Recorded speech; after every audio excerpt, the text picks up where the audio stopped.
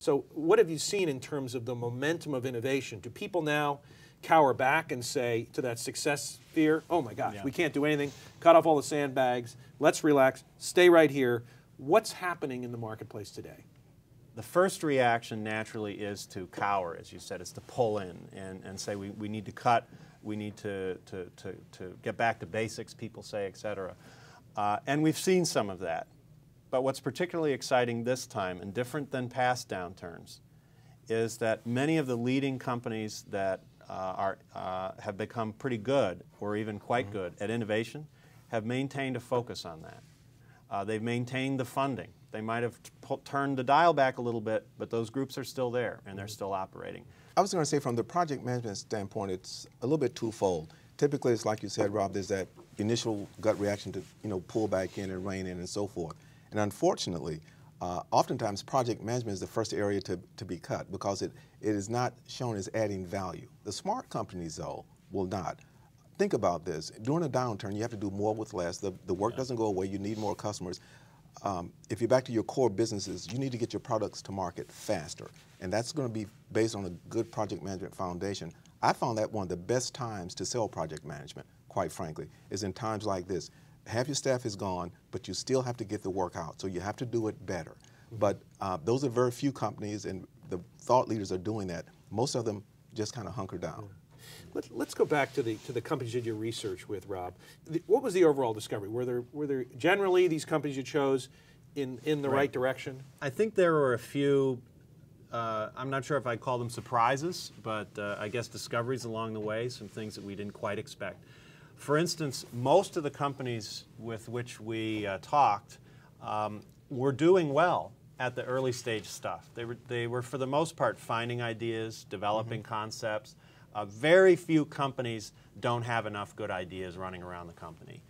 If you think that's your problem at your company, then you're not paying attention. You're not listening to people. You're not soliciting their ideas and concepts. Usually you've got a whole lot more than you can process, than you can use. Second, we found that these companies generally were doing a lot of things that the professors, the consultants, the experts tell them to do, like a reasonable stage gate process of some sort with milestones and criteria, and they've got cross-functional teams working on projects and all the things that you know from project management, Ken. They're doing a lot of these things, especially the leading companies. So that's not so much the problem anymore. And I'd say 15, 20 years ago, that was the problem. People were grappling with that. Well, it makes sense that as you work on it and you get better at it, the bottleneck moves. So here's what we heard from most of the companies we talked to. It's not so much the early stage concept development, testing, all that stuff.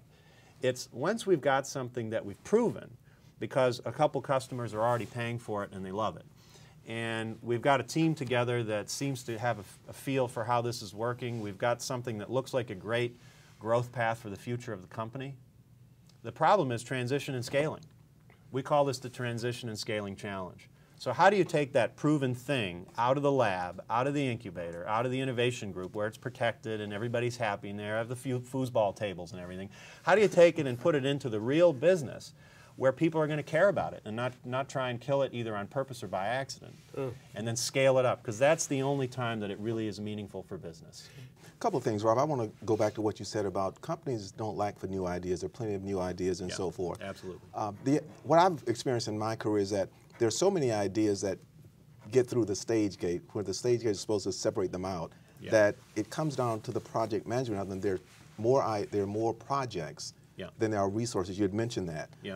How do they balance that? How do they decide which projects make it through the funnel, and is it necessary to have a formal model, whether it's a stage gate or some other model, to get there? Because I see it on the other end, where I have 6 projects, 2 people, want it yesterday. Yeah, that's where it comes down to good portfolio management and having some level of discipline.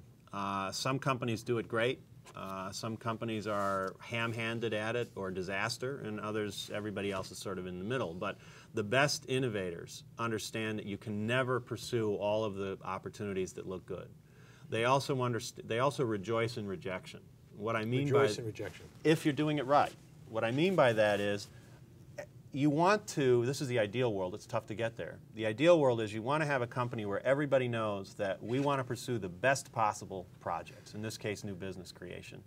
And so if that's not the right one, then let's knock it out and let's focus our resources somewhere else. The problem is the way we set up incentives sometimes, the way we set up budgeting, Absolutely. Resource allocation, pride in the company. I want to protect my project at all costs. So even if we find the Achilles heel that could kill the thing, well, let's just try and figure it out because we want to protect the budget and want to keep it moving. Or maybe there's a senior executive who has a pet project. Absolutely. Right? Ken, I know you're a good guy, but we just need to get this done because the SVP said it needs to get done. Yeah. Right? So the best companies have simple, clear criteria that they use in the early stages to help them select and allocate resources to right projects. And then as it gets closer to market, then it's easier to check all the boxes in a more complex approach. So it depends on if you're talking about really early stage concepts or close to market.